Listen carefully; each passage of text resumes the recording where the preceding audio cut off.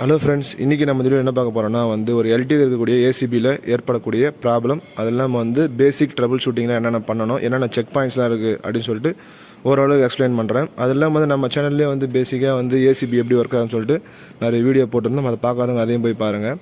ஓவராலாக நம்ம ஏசிபியோடைய டீட்டெயில்ஸ்லாம் கொஞ்சம் எக்ஸ்பிளைன் பண்ணிடுறேன், என்னென்ன காயில் எங்கே இருக்குது எதுக்குன்னு சொல்லிட்டு.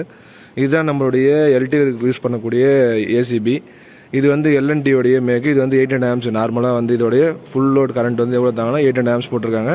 இது நம்மளுடைய ரிலே செட்டிங்ஸு, நம்மளுடைய பிரேக்கர் எப்போ ஆஃப் ஆகணும், அதெல்லாம் கிரவுண்ட் ஃபால்ட் செட்டிங் பண்ணுறது, ஷார்ட் சர்க்யூட், இன்ஸ்டன்டேனியஸ் சொல்லிட்டு டிஃப்ரெண்ட் டைப் ஆஃப் செட்டிங்ஸ்லாம் பண்ணுவாங்க. இது நான் அது அப்புறம் நான் எக்ஸ்பிளைன் பண்ணுறேன். இதில் நம்ம என்னென்ன இருக்குன்னு சொல்லிட்டு எக்ஸ்பிளைன் பண்ணேன். ஃபஸ்ட்டு ட்ரிப் புஷ் பட்டன் இருக்கும். அதெல்லாம் பிரேக்கர் க்ளோஸ் பண்ணுறதுக்கான ஒரு க்ளோஸ் பட்டனு. அதெல்லாம் பிரேக்கர் ஆனில் இருக்கா ஆஃப் இருக்கான்னு சொல்லக்கூடிய ஒரு இண்டிகேஷனு. அது இல்லாமல் ஸ்ப்ரிங் சார்ஜ் இண்டிகேட்டர். ஓகேங்களா, ஸ்ப்ரிங் சார்ஜ் இண்டிகேட்டர் இது நம்ம மேனுவலாக ஸ்ப்ரிங் சார்ஜ் பண்ணலாம். ஆல்ரெடி நம்ம சேனலில் பேசிக்காக போட்டிருக்கேன், அதையும் போய் பாருங்கள். நான் ஃபுல்லாகவே எக்ஸ்பிளைன் பண்ணியிருப்பேன். ஓரளவுக்கு இந்த ட்ரபிள் ஷூட்டிங் ஒரு உங்கள் லெவலுக்கு செக் பண்ணணும். ஒரு சர்வீஸ் லெவலுக்கு போகாமல் ஒரு மினிமமாக என்னென்ன செக் பாயிண்ட்லாம் நீங்கள் செக் பண்ணணும். சரியாக பிரேக்கர் க்ளோஸ் ஆகலை, காயில் சரியாக என்கேஜ் ஆகலை, அதெல்லாம் சடனாக க்ளோஸ் ஆகி ஓப்பன் ஆகிடுதுன்னா என்னென்னலாம் செக் பண்ணலான்னு சொல்லிட்டு ஓவர்வியூவாக பார்க்கலாம். இதுதான் நம்மளுடைய பிரேக்கருடைய டாப் வியூ. இது ஸ்ப்ரிங் சார்ஜுக்கான மோட்ரு. இங்கே பார்த்தீங்கன்னா டெர்மினல்லாம் கொடுத்துருப்பாங்க. ஸ்ப்ரிங் சார்ஜ் மோட்டருக்கான சப்ளைக்கான மோட்ரு சப்ளை. அதெல்லாம் க்ளோசிங் காயில்னு ஒன்று இருக்கும். அதுக்கான இங்கே ஒரு காயில் இருக்கும், அந்த காயிலுக்கான சப்ளை இங்கே இருக்கும். அதெல்லாம் கீழே என்னென்ன இருக்குன்னு சொல்லிட்டேன், காட்டுறேன். இது நியூட்ரலு. இது RYEB. இதில் பார்த்தீங்கன்னா 3 ஃபேஸுமே ஆர்க் ஆகிருக்கு. ஏன்னா கண்டினியூஸாக லோடு ஓப்பனிங் அண்ட் க்ளோசிங் நடக்கும்போது என்ன ஆகுனா நமக்கு பிரேக்கர் லோடில் ஆன் ஆகும்போது என்ன ஆகுனா நமக்கு ஆர்க் ஃபார்ம் ஆகும். இது மூவிங் கான்டாக்ட் சொல்லுவாங்க. இதுதான் ஃபஸ்ட்டு என்கேஜ் ஆகும். அதுக்கப்புறம் உள்ளே இருக்கக்கூடிய இந்த கான்டாக்ட் ஃபுல் லோடில் என்கேஜ் ஆகிருக்கும். இதில் பார்த்தீங்கன்னா ஃபுல்லாக ஆர்க் இருக்குது. இதை நம்ம கிளியர் பண்ணணும். ரொம்ப ஸ்டெப் மார்க் மாதிரி இருக்குது. இது பார்த்தீங்களா, எல்லாத்துலேயுமே அப்படி தான் இருக்குது. ஏன்னா நம்ம லோடில் ஆன் ஆகும்போது 600-700 ஆம்ஸில் ஆன் ஆகும்போது நமக்கு எப்பவுமே இந்த கான்டாக்ட் அடிக்கடி ஒரு 2 மந்த் 3 மந்த் ஒரு வாட்டி மோஸ்ட்லி டிபெண்ட் அப்பான் லோடை பொறுத்து நமக்கு ஆர்க்கிங் ஃபார்ம் ஆகும். இதை நீங்கள் கண்டினியூஸாக ரொட்டீனாக செக் பண்ணி நம்ம பிரேக்கரோட கண்டிஷன் நல்லா இருக்கான்னு செக் பண்ணிக்கணும். இந்த ஆர்க் கூட ஒரு சில வாட்டி நமக்கு ரிலே ஆப்ரேட் பண்ணி மால் ஃபங்க்ஷன் ஏற்படுத்தும். ஓகேங்களா, அதனால் நம்ம இந்த கான்டாக்ட் பாயிண்ட்லாம் ஸ்மூத்னஸாக இருக்க மாதிரி நம்ம எம்ரி ஷீட் கூட போட்டு நம்ம க்ளீன் பண்ணி வச்சுக்கலாம். இப்போ நம்ம காயிலெலாம் எங்கே இருக்குது, என்ன காயில் எங்கே இருக்குதுன்னு சொல்லிட்டு இந்த வீடியோவில் எக்ஸ்பிளைன் பண்ணுறேன். வாங்க. நம்ம ஃபஸ்ட்டு பார்க்க போகிற காயில் என்னென்னு பார்த்தீங்கன்னா ஷண்ட் ரிலீஸ். இதுதான் ஷண்ட் ரிலீஸ் காயில்னு சொல்லுவாங்க. இதுதான் நம்மளுடைய பிரேக்கரை ஆஃப் பண்ணுறதுக்கான கமெண்டே இதில் நம்ம புஷ் பட்டனோ அல்லது நம்ம எக்ஸ்டர்னல் ரிமோட்டில் ஆன் பண்ணும்போது இந்த பாயிண்ட் தான் என்கேஜ் ஆகும். இதுதான் நம்ம பிரேக்கர் ஆஃப் பண்ணுறதுக்கான கமெண்டு. நான் இப்போ ஓப்பன் பண்ணுறேன். அது என்ன ஆகுதுன்னு பாருங்கள். இந்த மெக்கானிசம் மூவ் ஆகும். இதுதான் நம்மளுடைய பிரேக்கரை ஆஃப் பண்ணுறது தேவையான ஒரு காயில், ஷண்ட் ரிலீஸ் காயில்னு சொல்லுவாங்க. இது பார்த்துக்கிறது என்னென்னு பார்த்தீங்கன்னா அண்டர் வோல்டேஜ் ரிலீஸ். இது அண்டர் வோல்டேஜ் ரிலீஸ் காயில்னால் என்னென்னா, இது வோல்டேஜ் ரேட்டிங்கில் இருக்கும் 415 வோல்டேஜ் 2 ஃபேஸ் கொடுத்துருப்பாங்க. ஏதாச்சும் வோல்டேஜ் லோவாவோ அல்லது ஒரு ஃபேஸ் வரலனா கூட என்ன ஆகுனா நம்ம பிரேக்கர் க்ளோஸ் பண்ணக்கூடாது. அதுக்கு தான் இந்த யூவி காயில் யூஸ் பண்ணுறாங்க.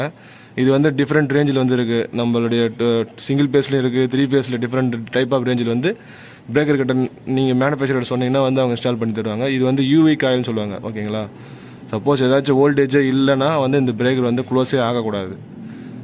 அதுக்கோசம் இந்த காயில் யூஸ் பண்ணுவாங்க. அதெல்லாம் ஷண்ட் க்ளோசிங் காயில்னு ஒன்று இருக்கும். அது இங்கே இருக்குது.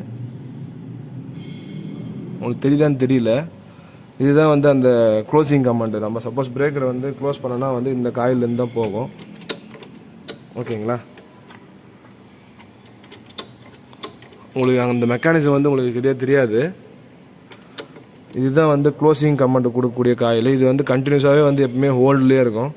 எலக்ட்ரோ மேக்னெட் தான். எப்போல்லாம் நம்ம க்ளோஸ் பண்ணுறோமோ அப்போ இது ஹோல்டில் பண்ணி பிடிச்சிட்ருக்கோம் இந்த காயில்.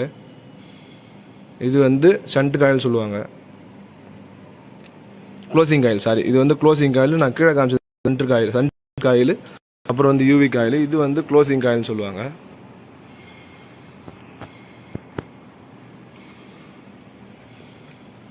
இது ஷண்ட் ரிலீஸு.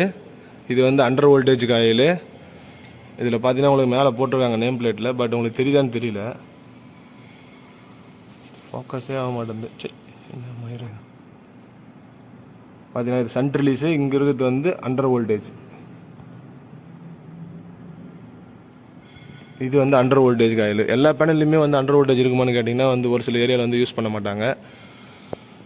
எப்படி செக் சொல்லிட்டு பார்க்கலாம், எப்படி வந்து காயில் நல்லா இருக்கான்னு செக் பண்ணுறதுன்னு சொல்லிட்டு பார்க்கலாம்.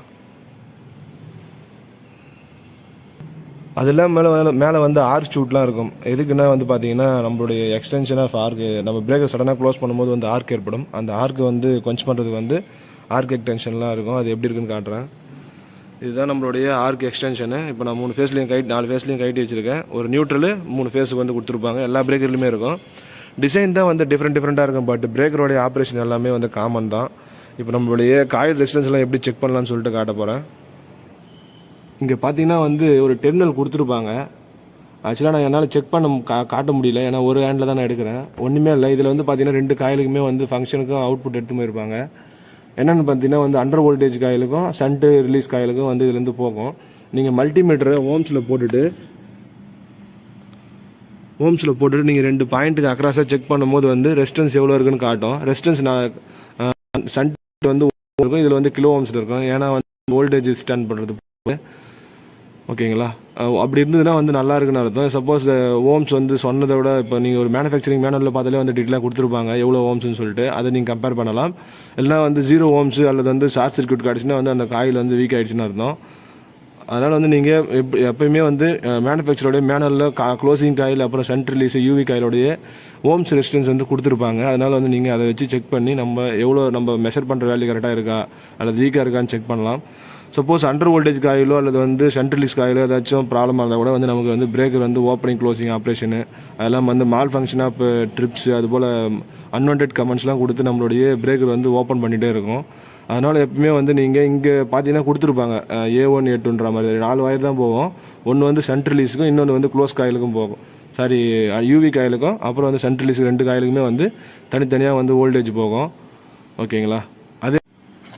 அடுத்ததாக பார்க்க போகிறது என்னென்னு பார்த்தீங்கன்னா வந்து க்ளோசிங் காயிலோட ரெசிஸ்டன்ஸ் வந்து எப்படி செக் பண்ணணும்னு பார்த்தீங்கன்னா ஆல்ரெடி இங்கே வந்து நம்மளுடைய பிரேக்கர் க்ளோசிங் காயிலுக்கான காமிச்சிருக்காங்க. அந்த காயிலோட ரெசிஸ்டன்ஸை செக் பண்ணுறதுக்கு இந்த டாப்பில் பார்த்தீங்கன்னா வந்து அதுக்கு தனியாக 2 கேபிள் போகும். இங்கே பார்த்தீங்கன்னா கொடுத்துருக்காங்க பாருங்கள். இது வந்து நீங்கள் ஓம்ஸில் போட்டு நீங்கள் வச்சிங்கன்னா வந்து அந்த காயிலோடைய ரெசிஸ்டன்ஸ் வந்து காட்டும். நீங்கள் மேனுஃபேக்சரோடைய மேனுவலில் பார்த்தீங்கன்னா வந்து அந்த காயில் ரெசிஸ்டன்ஸ் வந்து எவ்வளோன்னு சொல்லிட்டு ஸ்பெசிஃபை பண்ணியிருப்பாங்க. அதை நீங்கள் மெஷர் பண்ணி கூட வந்து நமக்கு வந்து காயில் நல்லா இருக்கான்னு சொல்லிட்டு நம்ம செக் பண்ணிக்கலாம். இதெல்லாம் தான் வந்து ஒரு பேசிக் செக் பாயிண்ட்ஸு. ஏதாச்சும் டவுட் வந்தால் கமெண்ட்டில் தெரியுங்க. அதே போல் வந்து நம்ம ஃப்யூச்சரில் வந்து ரிலே செட்டிங்ஸ்லாம் பற்றி நம்ம இந்த வீடியோவில் போடலாம். Thanks friends.